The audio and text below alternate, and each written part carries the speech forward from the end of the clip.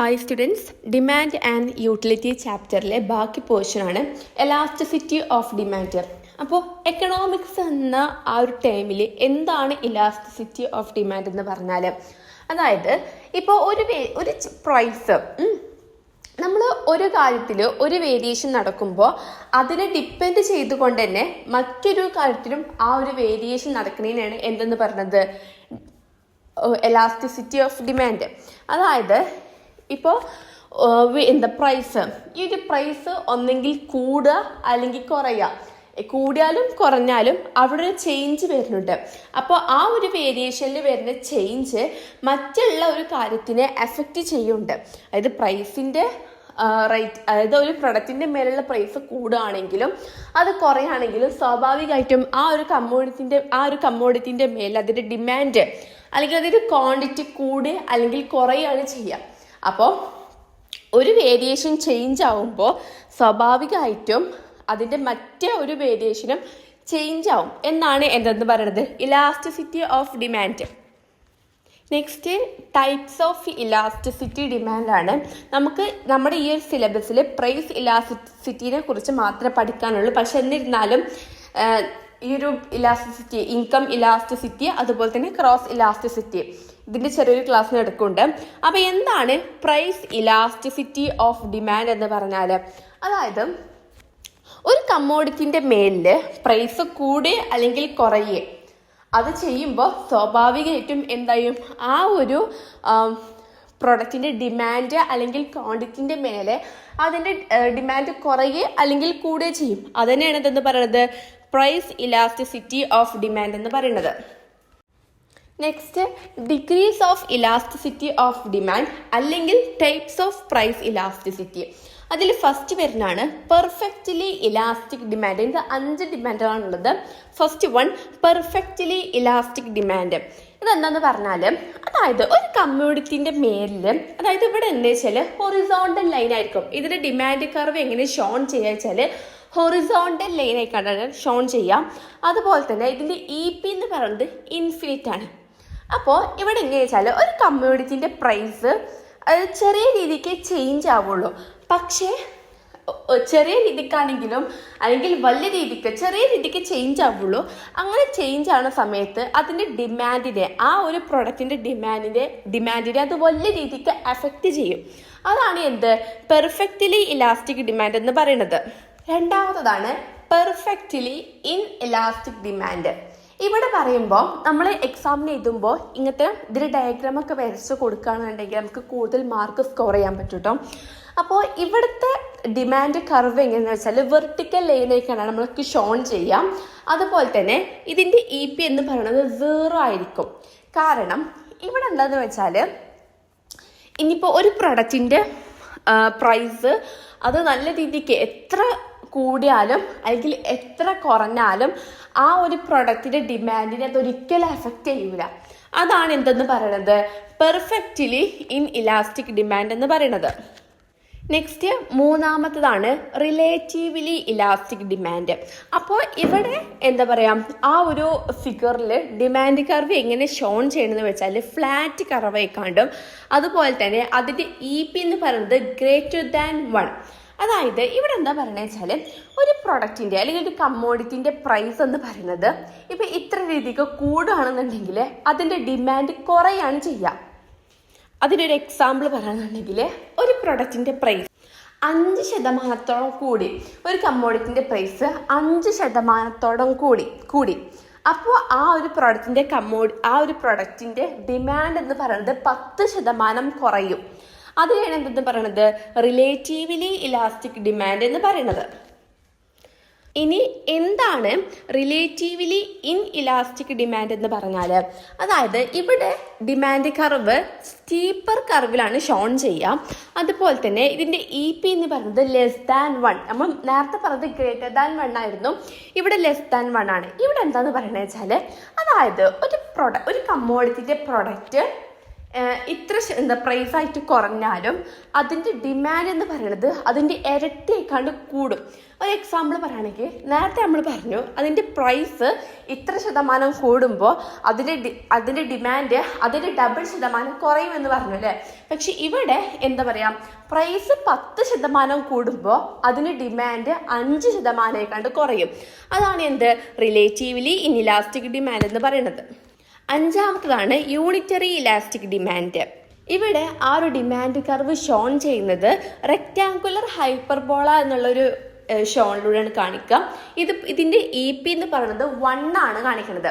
അതായത് ഇവിടെ അതിൻ്റെ ഒരു കമ്മോഡിറ്റിൻ്റെ പ്രൈസ് കൂടുകയാണെങ്കിൽ അതിൻ്റെ ഡിമാൻഡ് അതിന് ഈക്വൽ ആയിക്കൊണ്ട് പോകും. അതായത് എക്സാമ്പിൾ പറയുകയാണെന്നുണ്ടെങ്കിൽ ഒരു കമ്മോഡിറ്റിൻ്റെ പ്രൈസ് 5% കൂടുകയാണെന്നുണ്ടെങ്കിൽ അതിൻ്റെ ഡിമാൻഡ് 5% കുറയും. അപ്പോൾ അവിടെ എന്താണ് ഒരു ഈക്വൽ പ്രൊപ്പോർഷനേറ്റ് ആയിട്ടുള്ള രീതിക്കാണ് കാണിക്കുന്നത്. അപ്പോൾ ഈക്വലി കോൺസ്റ്റൻ്റ് ആയിക്കൊണ്ട് പോകുന്നതിനാണ് എന്ത് യൂണിറ്ററി ഇലാസ്റ്റിക് ഡിമാൻഡ് എന്ന് പറയുന്നത്. അപ്പോൾ ഇതൊക്കെയാണ് എന്തെന്ന് പറയുന്നത് ഇതിൻ്റെ degrees of elastic of demand അല്ലെങ്കിൽ പ്രൈസ് ഇലാസ്റ്റിസിറ്റിൻ്റെ ടൈപ്സ് ആയിട്ട് വരുന്നത്. നെക്സ്റ്റ് ടോപ്പിക്കാണ് ഡിറ്റർമിനൻസ് ഓഫ് ഇലാസ്റ്റിസിറ്റി അല്ലെങ്കിൽ determinants of price of elasticity. അതിലൊന്നാമതാണ് നേച്ചർ ഓഫ് കമ്മോഡിറ്റി. ഇവിടെ പറയണത് നെസസറി ഗുഡ്സിൻ്റെ കേസിൽ നമുക്ക് ഏതൊരു കസ്റ്റമേഴ്സിനും കോമൺ ആയിട്ട് വേണ്ട സംഭവങ്ങൾ നെസസറി പറയുമ്പോൾ വെജിറ്റബിൾസ് ആവാം, മെഡിസിൻസ്, ഇങ്ങനത്തെ അത്യാവശ്യമായിട്ടുള്ള കാര്യങ്ങൾ. ഇങ്ങനത്തെ കേസിനൊക്കെ പ്രൈസ് കൂടുകയാണെങ്കിലും കുറയുകയാണെങ്കിലും അതിന് ഡിമാൻഡ് ഒരിക്കലും കുറയില്ല, അത് കൂടുകയുള്ളൂ. കാരണം നമുക്ക് ഓൾറെഡി ആവശ്യമായിട്ടുള്ള സംഭവങ്ങളാണ്. അപ്പോൾ ഇവിടെ പ്രൈസ് ഇൻ ഇലാസ്റ്റിക് ഡിമാൻഡ് ആയിട്ടാണ് കാണിക്കുക. അതുപോലെ തന്നെ ലക്ഷറി ആയിട്ടുള്ള കമ്മോഡിറ്റീസ് ആണെന്നുണ്ടെങ്കിൽ അത് സ്വാഭാവികമായിട്ടും അത്യാവശ്യം ആവശ്യമില്ല ഒരു കമ്മോഡിറ്റി അല്ലാത്തതുകൊണ്ട് തന്നെ അതിൻ്റെ പ്രൈസ് എപ്പോഴാണോ കുറയണത് അപ്പോൾ ഇതിൻ്റെ ഡിമാൻഡ് കൂടുള്ളൂ. അവിടെ പ്രൈസ് ഇലാസ്റ്റിക് ഡിമാൻഡാണ് കാണിക്കുക. അതുപോലെ തന്നെ കംഫർട്ട് ഗുഡ്സിൻ്റെ കേസിലാണെന്നുണ്ടെങ്കിൽ അവിടെ എന്താണ് യൂണിറ്റ് ഇലാസ്റ്റിക്കോടെ ഷോൺ ചെയ്യുക. നെക്സ്റ്റ് രണ്ടാമത്തത് ഇൻകം ഓഫ് ദ കൺസ്യൂമർ. അതായത് ഒരു കൺസ്യൂമറിനെ പ്രൊഡക്റ്റ് വാങ്ങാൻ വേണ്ടി പ്രേരിപ്പിക്കണം എന്താണ് ഇൻകം തന്നെയാണ് അല്ലേ. അപ്പോൾ ഏതൊരു പ്രൊഡക്റ്റിനും പ്രൈസ് കൂടുകയാണെന്നുണ്ടെങ്കിൽ അവർ എന്തുകൊണ്ട് അവർക്ക് വാങ്ങാൻ പറ്റുള്ളൂ, ഇൻകം ഉള്ളതുകൊണ്ട്. അപ്പോൾ റിച്ച് പീപ്പിൾസ് ആണെങ്കിൽ ഏത് പ്രൊഡക്റ്റിന് എത്ര പ്രൈസ് കൂടുകയാണെങ്കിൽ പോലും അവർ ആ ഒരു പ്രൊഡക്റ്റ് വാങ്ങണോണ്ട് തന്നെ അവിടെ ഇൻ ഇലാസ്റ്റിക് ഡിമാൻഡും. അതുപോലെ തന്നെ ഒരു പുവർ ആയിട്ടുള്ള ഒരു കസ്റ്റമർ ആണെന്നുണ്ടെങ്കിൽ അവിടെ ഇലാസ്റ്റിക് ഡിമാൻഡാണ് ഷോൺ ചെയ്യുക. മൂന്നാമത്തത് അവൈലബിലിറ്റി ഓഫ് സബ്സ്റ്റിറ്റ്യൂട്ട്സ്. അതായത് ഒരു പ്രൊഡക്റ്റിന് പകരമായിട്ട് സിമിലർ ആയിട്ട് വരുന്ന മറ്റൊരു പ്രൊഡക്റ്റ്. അതിൻ്റെ കേസ് പറയുകയാണെന്നുണ്ടെങ്കിൽ ഇപ്പോൾ ഒരു എക്സാമ്പിൾ വെച്ച് പറയാം. ഇപ്പോൾ ടീൻ്റെ കേസിൽ ടീക്ക് പ്രൈസ് കൂടി നിൽക്കുന്ന ഒരു പീരീഡ് ഓഫ് ടൈം ആണെന്നുണ്ടെങ്കിൽ സ്വാഭാവികമായിട്ടും ടീ യൂസ് ചെയ്യുന്ന കസ്റ്റമേഴ്സ് നേരെ കോഫിയിലോട്ട് തിരിയും. കാരണം എന്താ, കമ്പാരിറ്റീവ്ലി ടീനേക്കാൾ വില കുറവാണ് കോഫിക്ക്. അതുകൊണ്ട് തന്നെ ഈ ഒരു കസ്റ്റമേഴ്സ് ഫുൾ കോഫിയിലോട്ട് തിരിയും. അപ്പോൾ അവിടെ എന്താണ് കോഫിൻ്റെ ഡിമാൻഡ് കൂടുന്നു, അതുപോലെ തന്നെ ടീൻ്റെ പ്രൈസ് കൂടുകയും ചെയ്യാണ്. അപ്പോൾ ഇവിടെ ഒരു അതായത് നമുക്ക് ഏത് കമ്മോഡിറ്റിയാണ് നമുക്ക് ആവശ്യം അതിൻ്റെ സെയിം യൂസ് തരുന്ന മറ്റൊരു സിമിലർ ആയിട്ടുള്ള സബ്സ്റ്റിറ്റ്യൂട്ട് പ്രൊഡക്റ്റ് ഉണ്ടെന്നുണ്ടെങ്കിൽ അവിടെ ഏത് ഡിമാൻഡാണ് ഷോൺ ചെയ്യാം, ഇലാസ്റ്റിക് ഡിമാൻഡാണ് ഷോൺ ചെയ്യാം.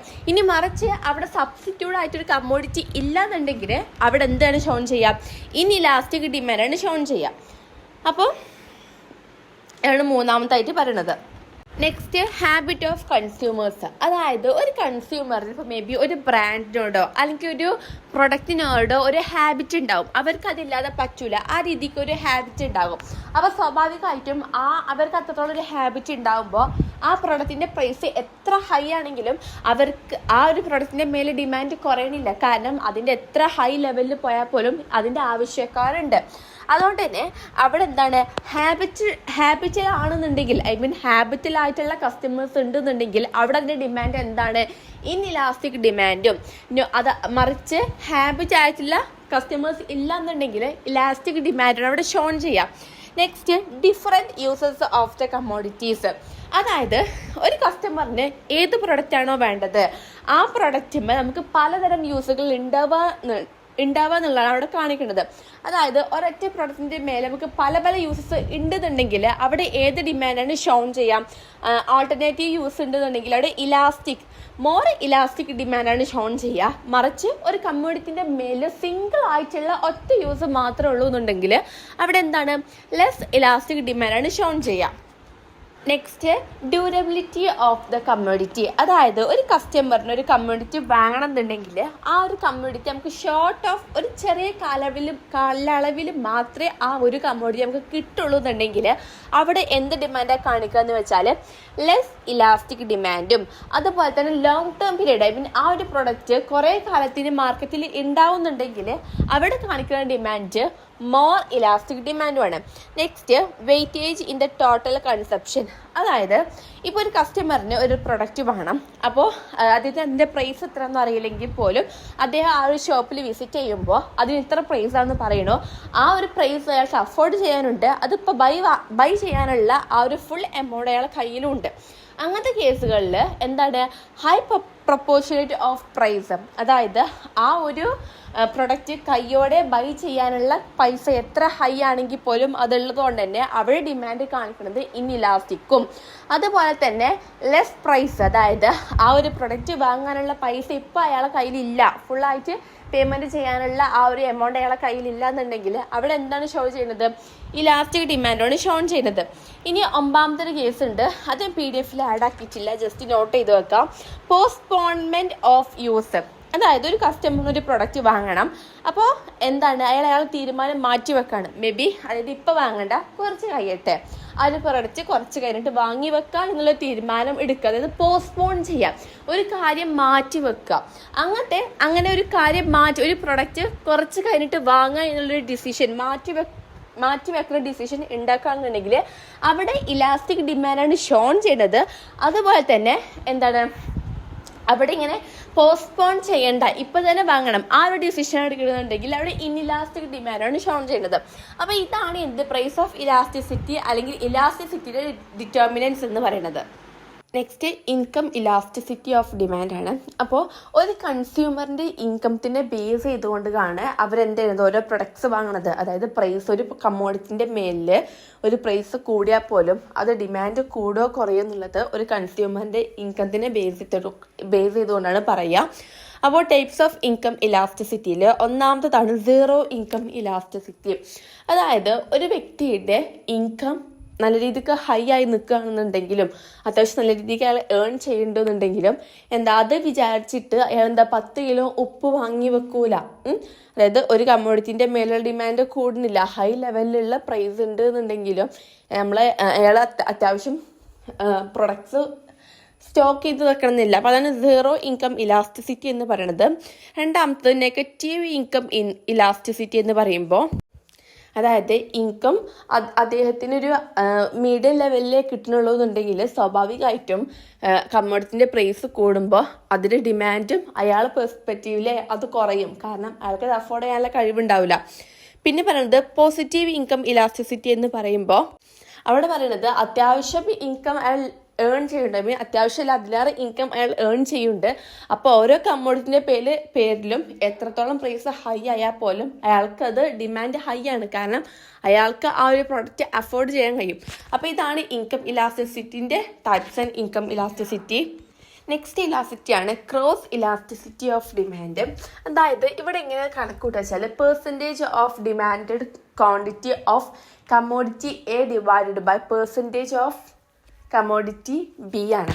അതായത് ഇവിടെ സബ്സ്റ്റിറ്റ്യൂട്ട് ഗുഡ്സ് അതുമായിട്ടാണ് കേട്ടോ കമ്പയർ ചെയ്യുക. അതായത് ഒരു പ്രൊഡക്റ്റ് നമുക്കിപ്പോൾ വാങ്ങാൻ വേണ്ടി ഉദ്ദേശിക്കുന്ന സമയത്ത് ഹൈ ലെവലിലുള്ള പ്രൈസ് ആണെന്നുണ്ടെങ്കിൽ സ്വാഭാവികമായിട്ടും കസ്റ്റമർ എന്ത് ചെയ്യുക മറ്റൊരു കമ്മോഡിറ്റി ബിയിലോട്ട് ഷിഫ്റ്റ് ആവുക. അതാണ് ഇവിടെ ക്രോസ് ഇലാസ്റ്റിസിറ്റി ഓഫ് ഡിമാൻഡ്. അതായത് കമ്മോഡിറ്റി എൻ്റെ പ്രൈസ് കൂടുമ്പോൾ സ്വാഭാവികമായിട്ടും അതിൻ്റെ ഡിമാൻഡ് കുറഞ്ഞുകൊണ്ട് സബ്സ്റ്റിറ്റ്യൂട്ട് ആയിട്ടുള്ള ഗുഡ്സിൻ്റെ ഡിമാൻഡ് കൂടുക. നെക്സ്റ്റ് അഡ്വർടൈസിങ് ഇലാസ്റ്റിസിറ്റി എന്ന് പറയുമ്പോൾ ഓരോ അഡ്വർടൈസ്മെൻറ്റ് ആഡ്സുകൾ കൊണ്ട് ഒരു പ്രൊഡക്റ്റിനെ പ്രൊമോട്ട് ചെയ്യിപ്പിക്കുക. അതുവഴി അതിൻ്റെ ഡിമാൻഡ് കൂട്ടുക, കസ്റ്റമേഴ്സ് അത് വാങ്ങാൻ ഡിമാൻഡ് കൂട്ടുക. അപ്പോൾ ഇതൊക്കെയാണ് ഇൻകം ഇലാസ്റ്റിസിറ്റി ഓഫ് ഡിമാൻഡ് എന്ന് പറയുന്നത്. അപ്പോൾ ഈ ഒരു ടോപ്പിക്ക് കഴിഞ്ഞു, ഇലാസ്റ്റിസിറ്റി ഓഫ് ഡിമാൻഡിലുള്ള ടോപ്പിക്കുകൾ കഴിഞ്ഞു കേട്ടോ. അപ്പം അടുത്ത